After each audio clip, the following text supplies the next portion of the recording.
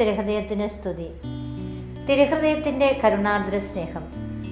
ഏശയ്യാ പ്രവാചകന്റെ പുസ്തകം 49-ാം അധ്യായം 15-16 വാക്യങ്ങൾ. മുല കുടിക്കുന്ന കുഞ്ഞിനെ അമ്മയ്ക്ക് മറക്കാനാകുമോ? പുത്രനോട് പെറ്റമ്മ കരുണ കാണിക്കാതിരിക്കുമോ? അവൾ മറന്നാലും ഞാൻ നിന്നെ മറക്കുകയില്ല.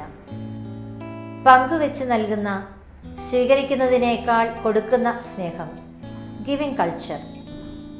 അവിടെ സ്വാർത്ഥത അശേഷമില്ല. മനസ്സലിവിൻ്റെ സംസ്കാരമാണ് തിരുഹൃദയം നമ്മെ പഠിപ്പിക്കുന്നത്. ഈ ജനക്കൂട്ടത്തോട് എനിക്ക് അനുകമ്പ തോന്നുന്നു.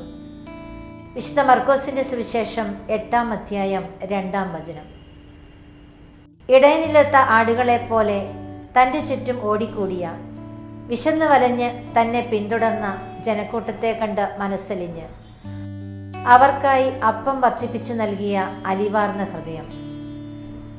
ഹൃദയം നുറുങ്ങിയവർക്ക് സ്വാന്തനമേകുന്ന, വേദനിക്കുന്നവരെ ചേർത്ത് പിടിക്കുന്ന, ആരുമില്ലാത്തവർക്ക് കാവലും കരുതലുമാകുന്ന ഹൃദയം, ഈശോയുടെ തിരുഹൃദയം.